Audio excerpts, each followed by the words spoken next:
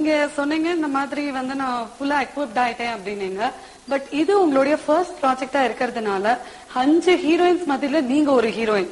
So அத நினைச்சு நீங்க மனசுல ஒரு சின்ன ஏக்கம் உங்களுக்கு இருந்தது? ரைட், எதுவுமே இல்ல. ஏன்னா நான் சொன்னேன் இல்லையா, நாங்க அந்த படம் பண்ணும்போது 17, 18 we are all immature. ஒரு நல்ல கம்பெனி ஐங்கர் இன்டர்நேஷனல், ஒரு நல்ல director hero Jayam Ravi. So அத பத்தி நினைக்கவே இல்ல, அந்த தாட் கூட வரல. ஃபர்ஸ்ட் ப்ராஜெக்ட் நல்ல ப்ராஜெக்ட்டா தான் பண்ணோம். நல்ல பேனர்ல இருந்தனால like you were satisfied. And ஹீரோவோட ஈக்குவலா இம்பார்ட்டன்ஸ் இருக்கும் எல்லாருக்குமே. Good movie. ஓகே, சோ அதனால பண்ணோம். அண்ட் ஹீரோவோட எக்ஸ்பீரியன்ஸ்? ஹீரோ ரொம்ப ஜோவியல் அவரு, அண்ட் ரொம்ப ஃப்ரெண்ட்லி. ஓவரால் பெரிய ஆர்டிஸ்ட் மாதிரி இருக்க மாட்டாரு. நாங்க எவ்வளவு சின்ன பொண்ணுங்க மாதிரி இருப்போம்னா அவங்களும் அதே மாதிரி பிஹேவ் பண்ணிட்டு நாங்க கெலாட்டா பண்ணிட்டு இருப்போம். அண்ட் ஷார்ட்ஸ் போகும்போது இட்ஸ் லைக் வெரி என்ன சொல்றது, ரெஸ்பான்சிபிளான டயலாக்ஸ் எல்லாம் இருக்கும். என்னன்னா நாங்க நாட்டுப்பற்றத பத்தி பேசுவோம், அண்ட் மிசைல் லான்ச் பத்தி பேசுவோம். எங்க வயசுக்கும் அதுக்கும் சம்பந்தமே வரும். அண்ட் அந்த மாதிரி ரொம்ப மெச்சூர்டான டயலாக்ஸ் எல்லாம் இருக்கும்போது எங்களுக்கு அறியாம சிரிப்பு வந்துரும். ஓகே சார், இன்னைக்கு மிசைல் லான்ச் பண்ணியே தருவாங்க. ஓ மை காட், அந்த மாதிரி எல்லாம் இருக்கும். பட் இட்ஸ் ரெஸ்பான்சிபிலிட்டி இல்லையா? ஓகே, நிச்சயமா. ஆமா, ஜனநாதன் சார் எங்களுக்கு பெரிய பொறுப்பு கொடுத்திருக்காருன்னு எங்களுக்கு ஃபீல் பண்ண. வேதாண்மை படத்துல மறக்க முடியாத நிறைய எக்ஸ்பீரியன்சஸ் இருந்திருக்கும். ஏன்னா காட்டுல எல்லாம் போய் ஷூட் பண்ணிருக்கீங்க. ஏதாவது 1-2 ஷேர் பண்ணிக்கோங்களேன். எஸ், ஃபாரஸ்ட்ல போய் இறங்கின உடனே விஷயம் வந்து லீச்சஸ். ஓ, நாங்க போனது வேற மழை சீசன், ஃபுல்லா ரெய்னி சீசன் வேற. போய் இறங்கின உடனே லீச்சஸ் எல்லாம் கால்ல ஏறும். அண்ட் எங்க உட்கார்ந்தாலும் லீச்சஸ் நம்ம மேல ஏறும். பிளட் சக் பண்ணிட்டு இருக்கோம். நிறைய கஷ்டங்கள் இருந்தது.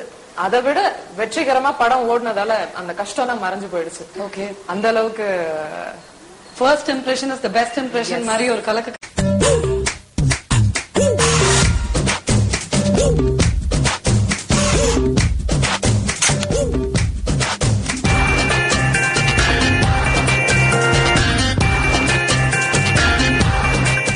தன்ஷிகா லொகேஷன் சேஞ்ச் அண்ட் பாபி டால் மாதிரி ரொம்ப கியூட்டா உட்காந்துருக்கீங்க. சரி, பேராண்மை படத்துல இப்ப ரொம்ப பார்க்க காமா இருக்கீங்க.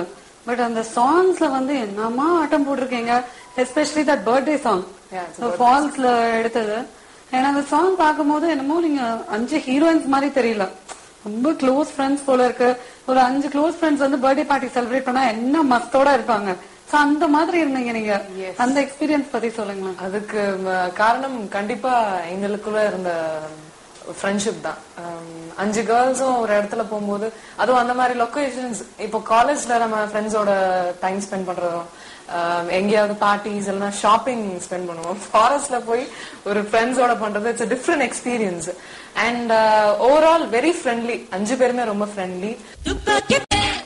பட் எங்களுக்குள்ள ஒரு காம்படிஷன் இருந்துகிட்டே இருக்கும். It's a healthy competition. நல்லா பண்ணணும் அப்படின்ற ஒரு காம்படிஷன் இருந்துகிட்டே இருக்கும்.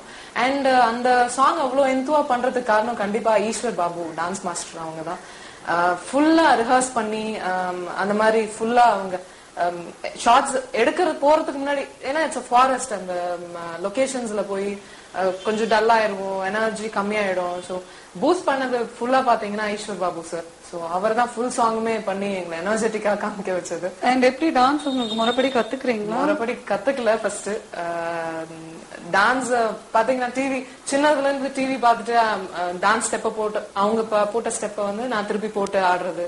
சோ அந்த மாதிரி தான் டான்ஸ். ரெகுலரா வந்து டான்ஸ் கிளாஸஸ் எல்லாம் போல.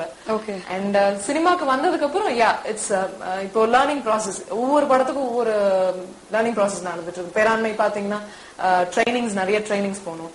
இப்போ அண்ட் செகண்ட் படம் மாஞ்சாவேலுக்கு லாரன்ஸ் மாஸ்டரோட தம்பி வெனு அவங்க கிட்ட போய் டான்ஸ் கத்துக்கிட்டேன் முறைப்படி. அண்ட் இப்போ நில்கவனி செல்லாதே அதுக்கு வந்து நிறைய ஹோம்ஒர்க்ஸ் பண்ணிருந்தோம். சோ லைக் ஒவ்வொரு படத்துக்கும் நீங்க அப்பப்ப கத்துக்கிறது தான். Yes yes. இன்னொரு காளி சாங் வந்து ரொம்ப கியூட் எக்ஸ்பிரஷன்ஸோட பண்ணிருந்தீங்க. சோ அதோட எக்ஸ்பீரியன்சஸ் பத்தி சொல்லுங்களேன். அந்த சாங் பாத்தீங்கன்னா ஜனா சார் மைண்ட்ல இருந்தது.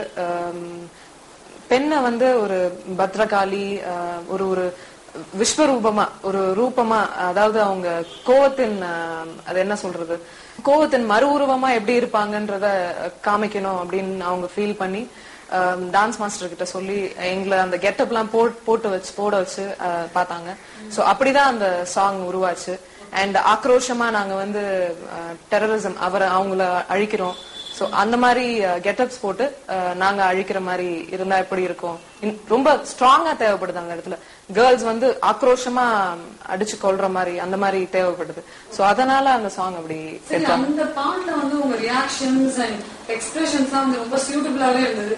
சோ மைண்ட்ல யார பிக்ஸ் பண்ணி நீங்க இந்த எக்ஸ்பிரஷன்ஸ் எல்லாம் பண்ணீங்க, ஆக்ரோஷமா கொலை பண்ற மாதிரி? எல்லாருக்குமே என்ன வருதோ இல்லையோ எல்லாருக்குமே கோபம் வரும். அதுதான் ஜெனரலா இந்த ஷூட் ஸ்பாட்னா மைண்ட்ல வந்து நீங்க டார்கெட் பண்ணிருப்பீங்க, இவங்கதான் எனக்கு அகேன்ஸ்ட், இவங்களை இன்னைக்காவது ஒரு நாள் கொலை பண்ணணும். ஆட்டோமேட்டிக்கா நோ நோ நோ நோ அந்த மாதிரி எதுவுமே இல்ல. நல்லா இருந்தது உங்க எக்ஸ்பிரஷன்ஸ் அதுல. ஓகே.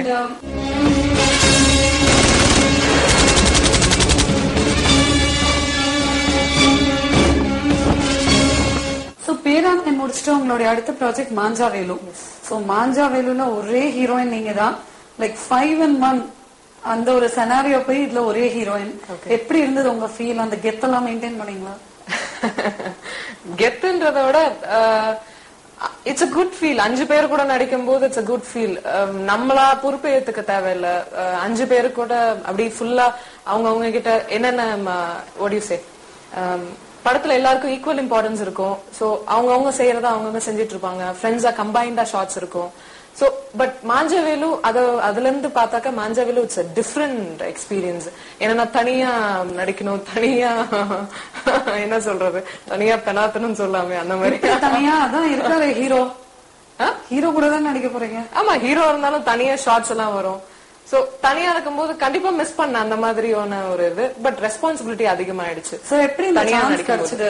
அந்த ஜான்சி ராணிய வந்து பேராண்மையில பாத்துட்டு தான் டைரக்டர் புக் பண்ணாரு? இல்ல, படம் முடியறதுக்கு முன்னாடியே வந்து ரிலீஸுக்கு முன்னாடியே எனக்கு மாஞ்சாவேலு கிடைச்சது.